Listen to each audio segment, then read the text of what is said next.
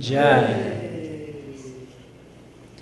So for the next tonight and including tonight for 5 days, I'll be giving a series of talks on great saints of India.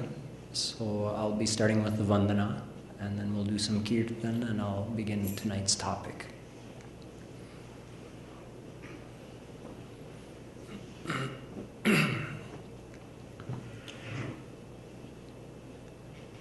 Prathamam Sadgurum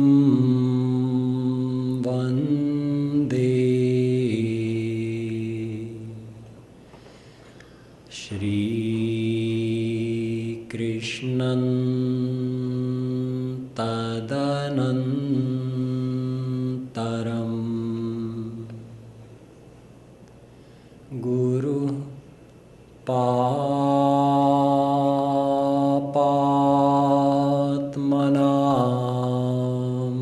Tratam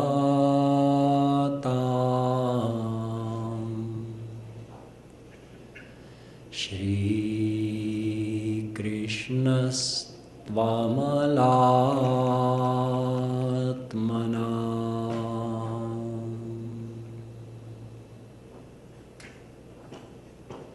Kasturi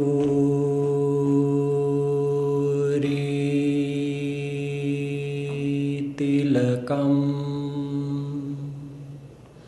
Lalat Patale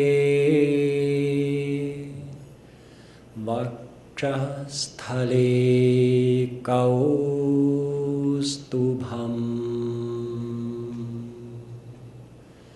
Nasagre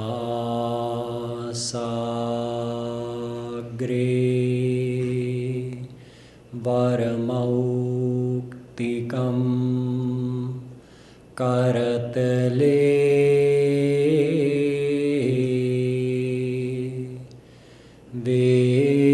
Venu Kare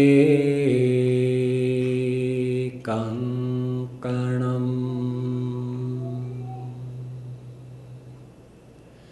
Sarvange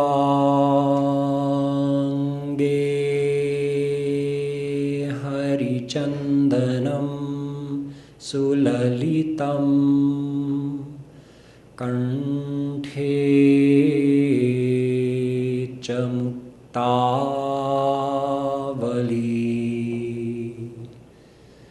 Gopastri Pariveštito Vijayate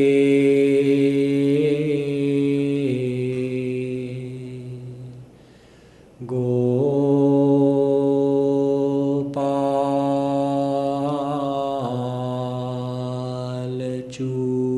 Chudamani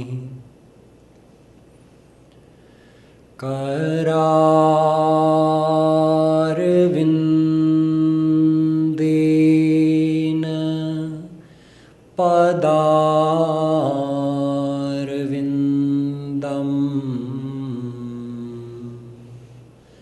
Mukharvinde Viniveshayantam Bhattasya Patrasya Pute Shayanam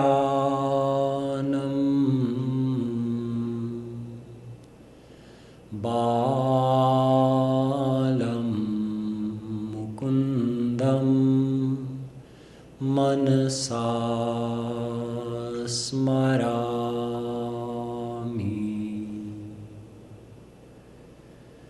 Yo Brahmanam Vidadhati Purvam Yo Vai Vedanscha Prahinoti Tasmai Tagvamha Devamatma Buddhi Prakasham Mumukchurvai Sharanamaham Prapadye.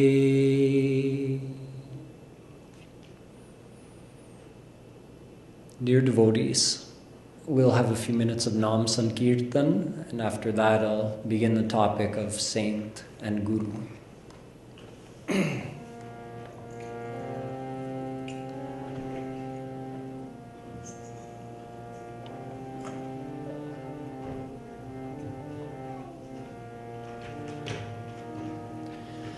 Bhajo giridhar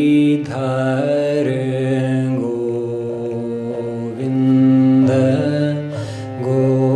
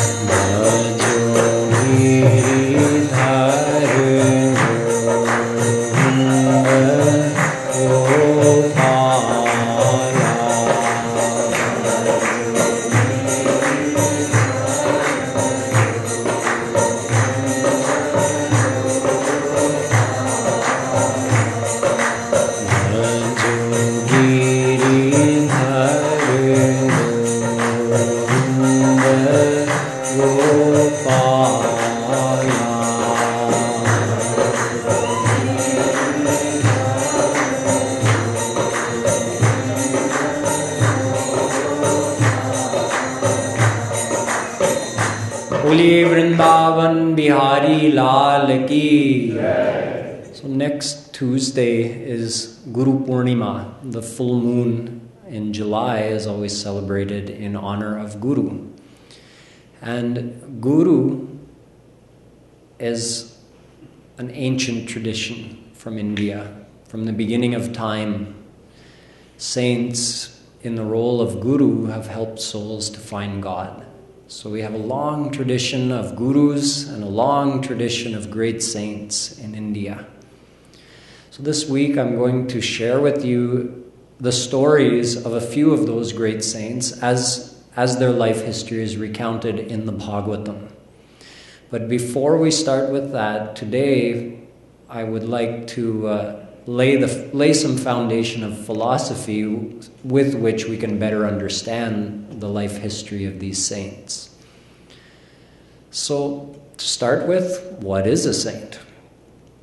The terms that we use in Sanskrit and in Hindi, they actually tell us the very definition of a saint. For instance, we use the word Mahatma, and we have another word, Mahapurush. So Mahatma, Maha-Atma.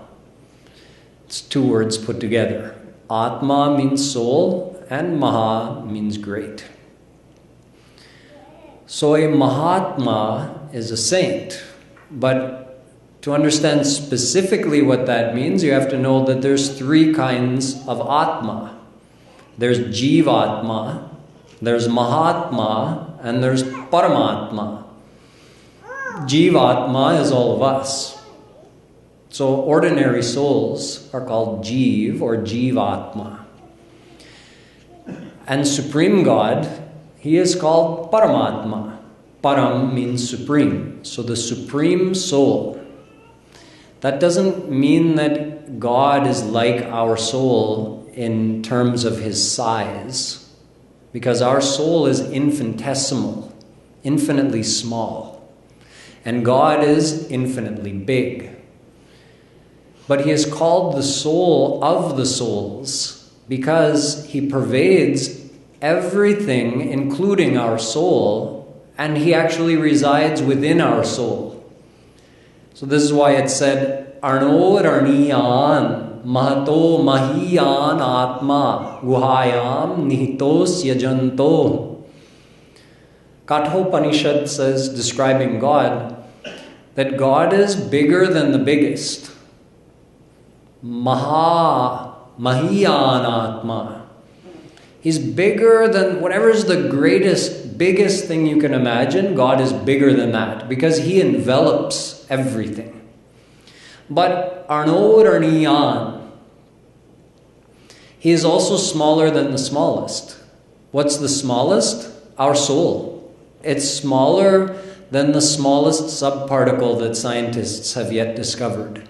Our soul is the smallest of the small, yet God resides within our soul, so it means he's even smaller than the smallest thing while simultaneously being bigger than the biggest thing.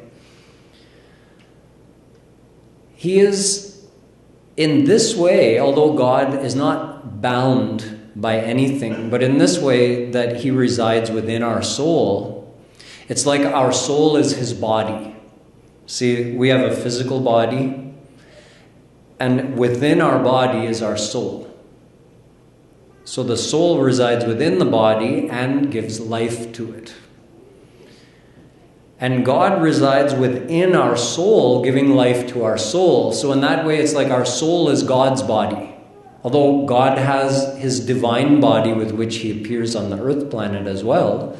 We have Radha, Krishna, Sita, Ram. We have many forms in which God has appeared on this earth. So he has his own divine body. Yet our soul is also called the body of God because God resides within our soul and gives life to it.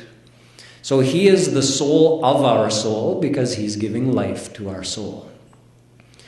And he's not only the soul of one soul, he's the soul of all the souls. So he is the supreme soul, or Paramatma.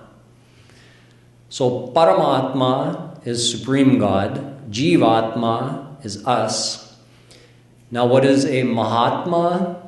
A Mahatma is the Jivatma who attains Paramatma. They become a Mahatma. So Mahatma specifically means that an ordinary soul who attained God now became a saint. So that saint is defined by the word Mahatma. Nowadays it's used more like a title. So it's used more loosely or more generally, just anyone who is a revered spiritual teacher, whether they're a saint or not, whether they're God-realized or not, you can put the term Mahatma in front of their name as a term of respect. But technically speaking, Mahatma means a soul who has attained God. Mahapurush has a very similar meaning. Purush, in this case, doesn't literally mean a man. Purush means a being, a living being. So we are all Purush. Souls are also referred to as Purush because we're living beings. And we have a Param Purush, the supreme being, because God is also a being. He's alive, sentient, he thinks and does.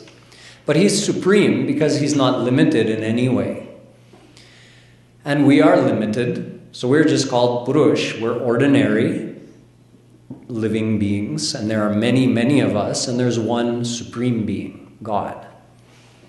So the Purush who attains Param Purush becomes a Mahapurush. So again, what is a saint is defined already by the word Mahapurush.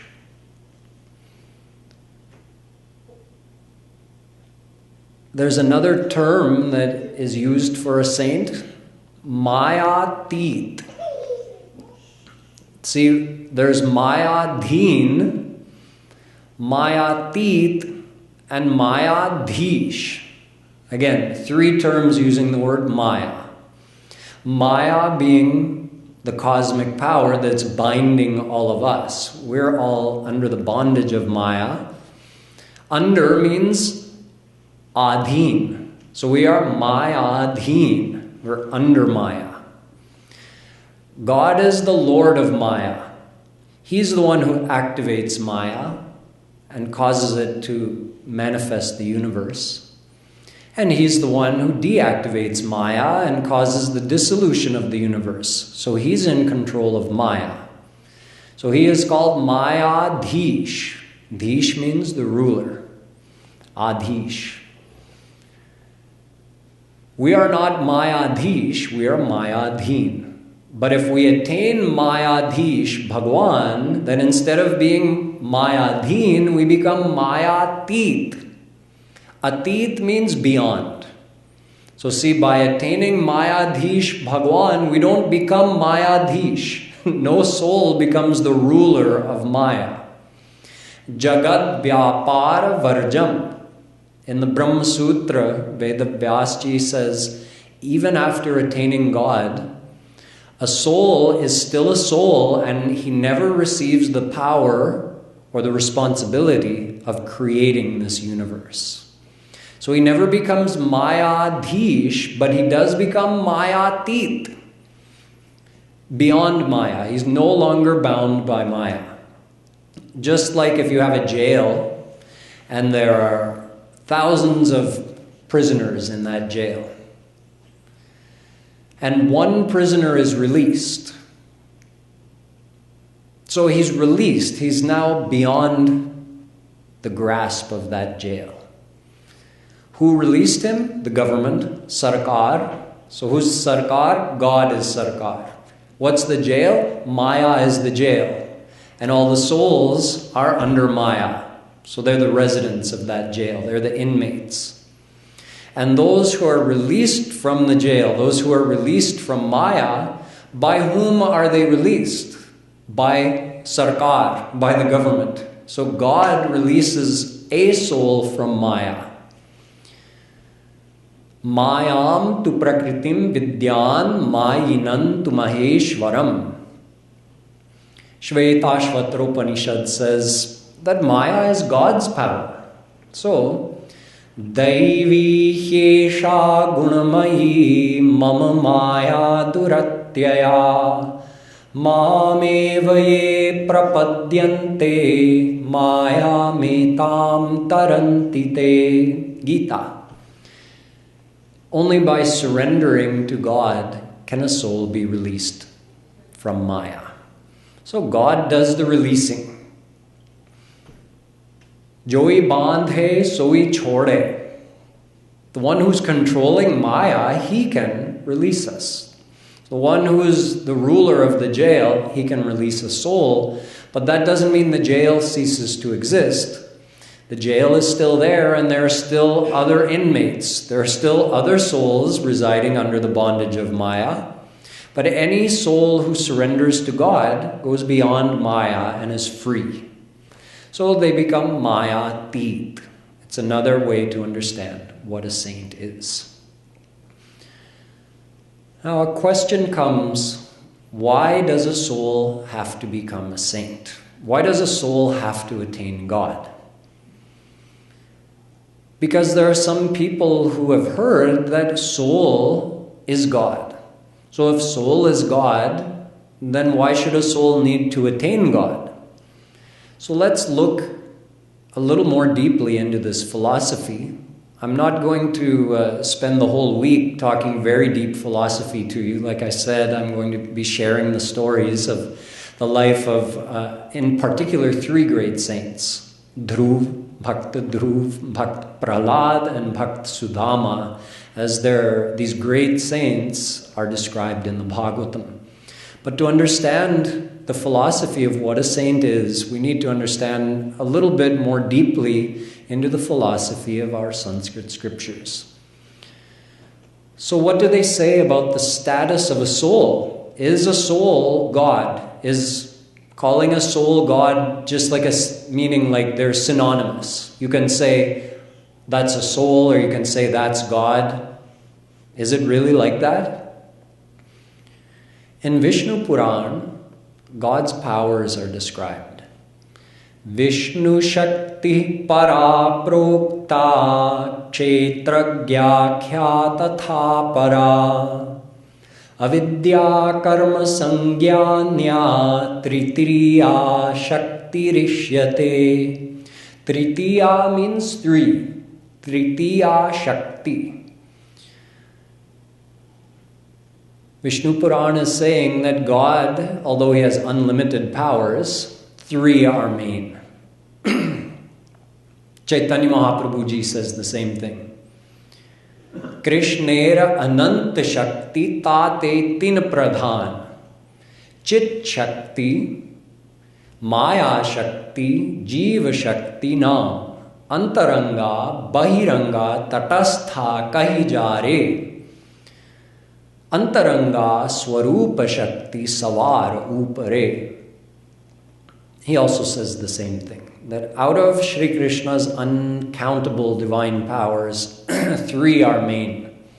He calls them Chit Shakti, Jeeva Shakti, and Maya Shakti. Chit Shakti is also referred to as Para Shakti, the supreme power of God. Swarup Shakti, God's personal power. Yogamaya Shakti, the power through which God can do anything, make all the impossibles possible. It is also called his Antaranga Shakti, his internal potency, his internal personal power. So these are all different names for God's supreme power, which we'll call for now Swarup Shakti, his personal power, or Antaranga Shakti, his internal power.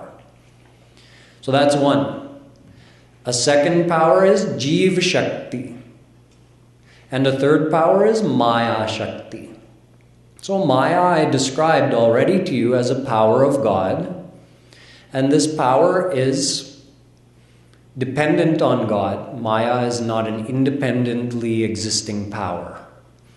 What that means is Maya cannot create the universe on its own. Maya is the energy of the universe. Everything we see around us is made of Maya. All the material existence is made of Maya. Even Swarg and Narak are made of Maya. But this power, Maya, cannot operate on its own. Let's say Maya is in that dormant phase we call pralay. During pralay, the whole universe is dissolved and nothing physically exists. The energy of the universe exists in a subtle, an absolutely subtle form. We call Mool Prakriti Maya. So in that form, does Maya have any way of activating itself to manifest the universe again? No. God has to activate Maya, and after having activated, he has to become omnipresent in the Mayic energy in order to uphold the existence of the universe and continue its functioning. God has to be there. So Maya is fully dependent on God. Maya is called God's Jada Shakti.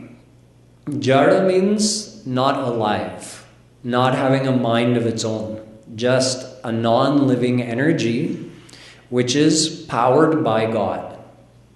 This is Maya. So Maya is called his Bahiranga Shakti. Bahiranga means external potency.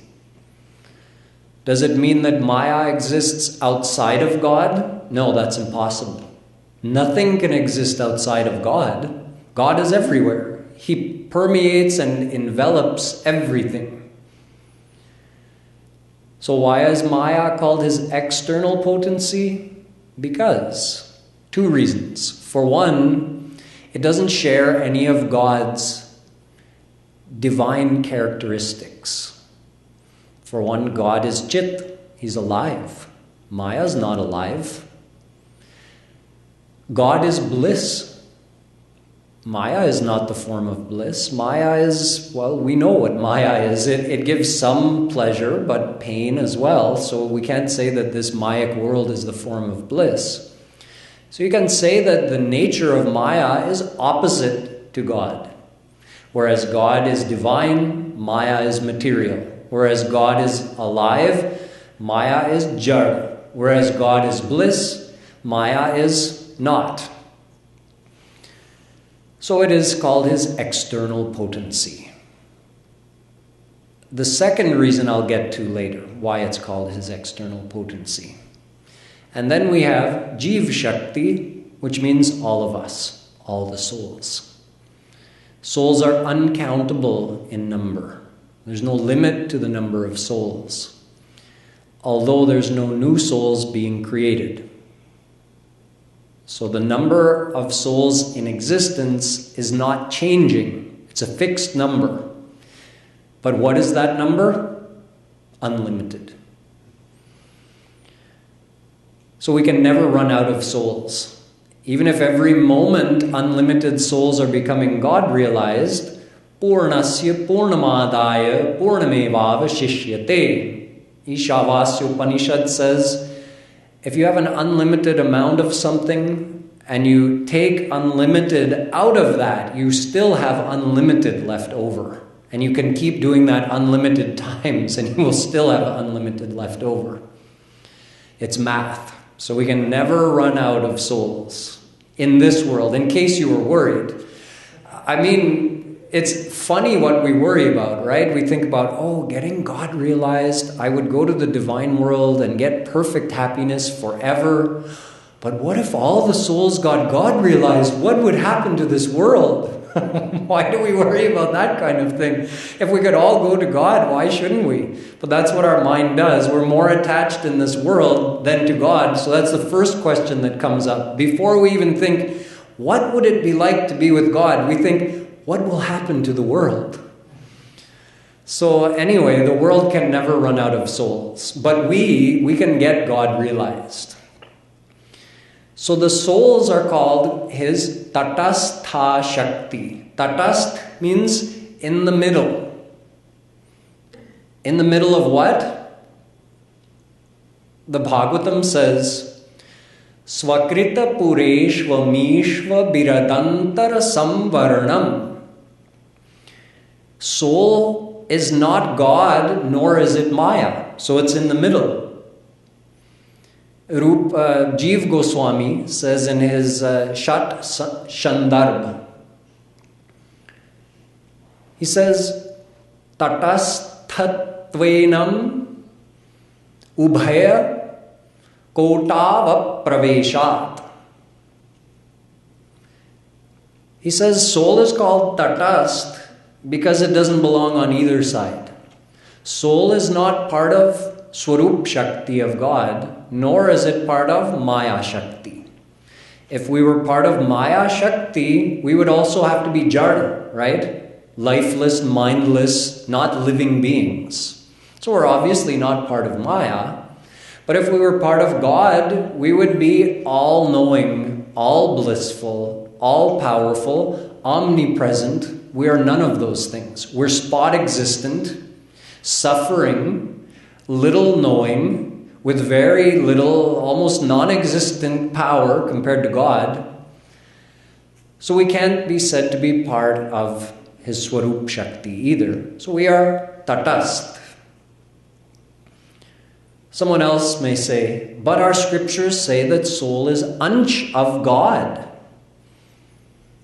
Chinmatram Shri Hareransham Sukshmam Aksharam Avyayam Krishnadhinamiti Prahur Jivam Jnana Gunashrayam. Ved says, souls are Ansh of God, a part of him. Mamaivansho Jivaloke Jiva Bhuta Sanatana Gita. Krishna says the same thing. all the souls are eternally my ansh. So if we are God's ansh, it must mean we are God. Because if you have an ocean of salt water and you take a drop of that salt water, that drop would be an ansh of the ocean. Now analyze that drop of water and it will be exactly the same as the ocean in every way. It has all the same characteristics as the ocean. Wetness, saltiness, all the same characteristics. Not any less. So if we are ansh of God, whatever God has, we should have too. Not less or more. So again, we come back to the question, if souls are a part of God, then it means we are God. So then what is the need to attain God? The answer is there in our scriptures. Jeeva Goswami says, Jeeva Shakti Vishishtasyaiva Tava Jivonshah Natu Shuddhasya. Soul is ansh of Jeeva Shakti. Natu Shuddhasya. Shuddhasya means that Swarup Shakti. We are not ansh of God's internal power. Nor are we ansh of His Maya Shakti, His external power. We're ansh of His Tatastha Shakti, His Jeeva Shakti, soul power. So all of the souls in existence taken cumulatively equals Krishna's Jeeva Shakti. We do not equal Krishna. We do not equal His Swarup Shakti. Okay, that's different. Krishna, God, and God's personal power, Swarup Shakti. We don't belong to that constitutionally speaking. Constitutionally means as far as what power we have. We belong to Jeeva Shakti. Now God is giving life to all of those souls and we cannot exist without Him. So we are His power, but we are His Tatastha Shakti. It's like you're not in the ocean, nor are you in the forest. You're on the bank, you're on the beach, in between. Kinare pe. You're just on the bank. So we don't belong to the forest, we don't belong in the ocean, because we're not part of Swarup Shakti, we're not part of Maya Shakti, we're just in between. We're souls. So we're ansh of, a part of Jeeva Shakti. So now we know a little bit about what a soul is, which means what we all are. We are ansh of God's Jeeva Shakti. We're a part of His soul power. We're each an individually existing soul which belongs to His soul power. The next question comes, if we are part of His soul power, even if we're not a part of His Swarup Shakti, being a part of His soul power, why should we be under Maya? Why should we not be experiencing God? The answer here is given in the Bhagavatam. Bhayam dvitiya bhiniveshatasya dishadapetasya viparyayo smriti. Viparyay, asmriti. Asmriti, we forgot. Who did we forget?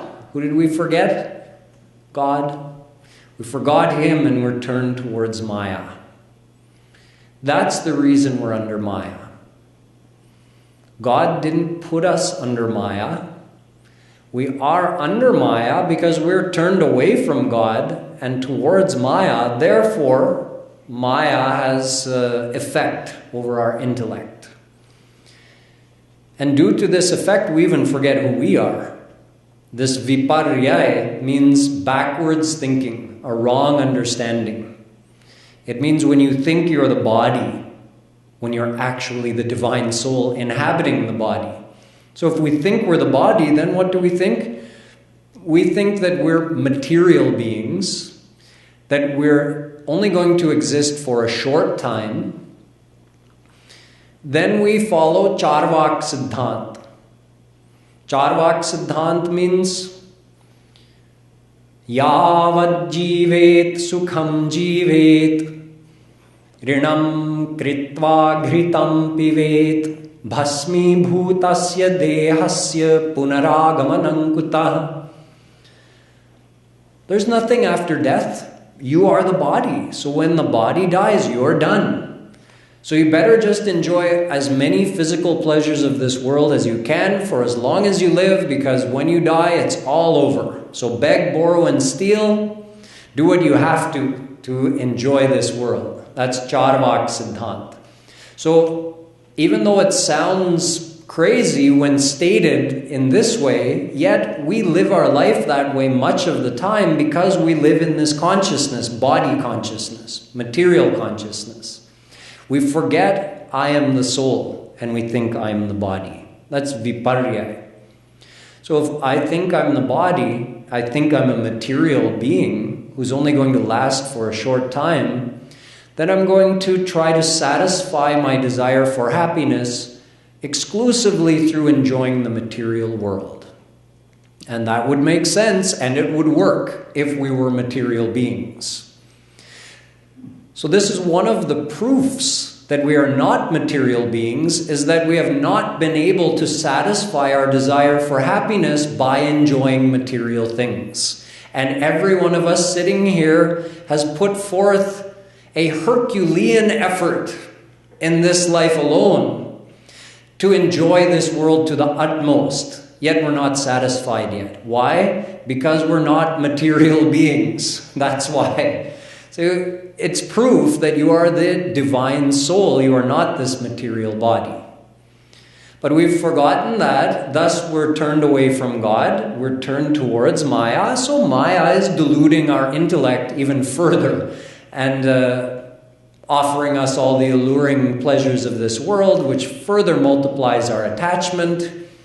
And all of that creates a web of bondage in our mind, like a downward spiral, you can say, of just desiring the world and enjoying and getting more attached, but not being satisfied. So trying to enjoy more and getting more attached and getting more and more tunnel vision towards just enjoying the world. So this is called attachment, or it's called moha, being completely deluded by the Mayic energy. But if we remember we're the soul and we turn towards God, which happens automatically if you think you're the soul, you realize, well, how can the material world satisfy my soul? Oh, God is divine. He can satisfy my soul. So divine happiness could satisfy me forever. So God did not put us under bondage. We are eternally under the bondage of Maya. Even though we belong to Jeeva Shakti, we're a power of God, yet because we're ansh, we're infinitesimal. So even though we're a spark of divinity, but just like, you see, let's say we have something metal, like the knob on this harmonium. There's a little bit of sparkle in that, but not like the sun. You see, the sun can never be overcome by darkness. There's a little ansh of the sun in this metal. It's reflecting some light. There's an ansh of light in there, an ansh of the sun. But it's not powerful enough to overcome darkness. If there's no sun and there's no other light, the darkness will overcome the shine in this metal. Something like that, our soul, although we're ansh of God, just like a spark of the sun, yet the ansh on its own is not enough to overcome the darkness. So that's why the darkness, being Maya, has overcome us, because we've forgotten God. Krishna bhuli se jeev anadi bahirmukh Ataeva maya tare deya sansara dukh. Because we have eternally forgotten about God and we're bahirmukh, we're turned away from Him. Therefore, Maya has given us suffering after suffering in all of our lifetimes, only because we're turned away from God. So, since we're only an ansh, if we're turned away from God, Maya, the darkness envelops us. But, vilajjamanaya yasya sthatumi chapathe muya bhagavatam. Darkness cannot stand in front of the sun. Jaha surya taha nahi mayara adhikar. Chaitanya Mahaprabhu ji says, where there's the sun, where there's God, darkness cannot be. So Maya cannot exist where God is. It means if a soul turns to God, Maya is banished instantly. That's the only way to get rid of Maya. This is also the second reason why Maya is called the external power of God, because vilajjamanaya yasya, Maya cannot stand in front of God. If God is there, Maya is gone. If the sun is there, darkness is gone. So that's why Maya is called the external power of God. It's a way of understanding it. So, we are eternally turned away from God. We never turned away. It never happened. Because had we ever been turned towards God, how could the darkness have come? Maya can't come and take over if we're turned towards God. So had we ever been with God, we could have never come under the bondage of Maya. So we are eternally Jivatma under Maya. Eternally. We never came under Maya. We're eternally under Maya. But any soul who surrenders to God goes beyond Maya. And surrendering means turning towards God. And you turn towards God through following the path of bhakti.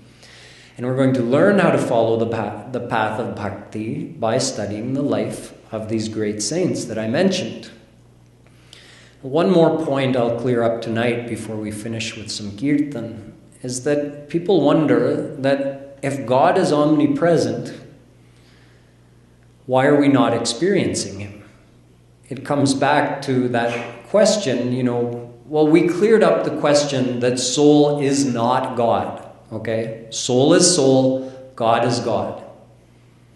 So soul has to attain God in order to become perfectly happy. But is soul not already attaining God? Because God is omnipresent. Purukha eve dagvam sarvam yad bhutam yat bhavyam. Purush Sukt.